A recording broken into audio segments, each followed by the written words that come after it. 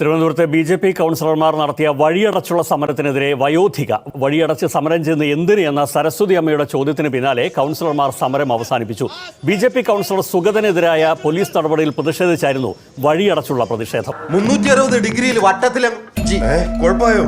ആ സമയം കിട്ടുമ്പോഴൊക്കെ അതിലൊന്ന് ന്യൂസൊക്കെ വെച്ചു നോക്ക്.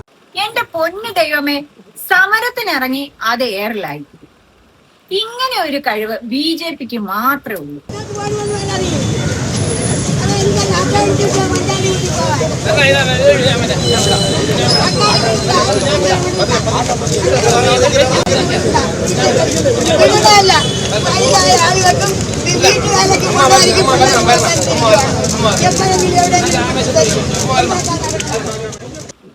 ഇതൊക്കെ കണ്ടപ്പോഴേ എനിക്ക് ചിരിയും വന്നു, സഹതാപവും വന്നു.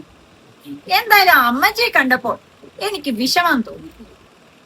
നേരത്തെ ഇവരൊരു ബസ് സമരം തുടങ്ങി, അതും എയർലൈൻ. വി.ഡി. സതീശനല്ലേ പറഞ്ഞത് മെയ് 15 മുതലായിട്ട് ഫ്രീ സൗജന്യ യാത്ര ചെയ്യാമെന്ന്. അപ്പൊ അങ്ങനെ ഉണ്ടെങ്കിൽ ഒരു ബസ് പോകണ്ട, നമ്മൾ ഇവിടെ തന്നെ, നമുക്ക് നീതി നൽകുന്നിടത്തോളം നമ്മൾ ഇവിടെ തന്നെ ഉണ്ടാവും. അയ്യോ ഓർമ്മിപ്പിക്കല്ലേ പൊന്നെ.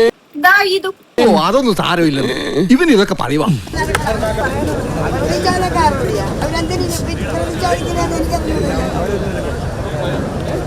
ചുമ്മാ വരും രാഷ്ട്രീയക്കാരൻ, കുറെ പിന്നെ വീഡിയോക്കാരൻ, കുറെ പത്രക്കാരൻ, പിന്നെ കുറെ പോലീസുകാരൻ. സാരില്ലടാ, നീ എവിടെ പരിപാടി അവതരിപ്പിച്ചാലും ഇത് തന്നെയാണല്ലോ നിന്റെ വിധി. ഇവരെന്ത് ചെയ്താലും പൊട്ടിപ്പോവുള്ളോ? ഇവരുടെയൊക്കെ ഈ വിവരക്കേട് കാണുമ്പോ നിങ്ങളുടെ അഭിപ്രായം എന്താണ്? നാട്ടിലൊരു 100,000 പ്രശ്നങ്ങളുണ്ട് സമരത്തിന് വേണ്ടി, അതൊന്നും ഇവർക്ക് കണ്ടുകൂടാ. ഇവർക്കുള്ള ആകെയുള്ള പ്രശ്നം അവരുടെ കൂട്ടത്തിലുള്ളവരെ സംരക്ഷിക്കുക എന്നതാണ്.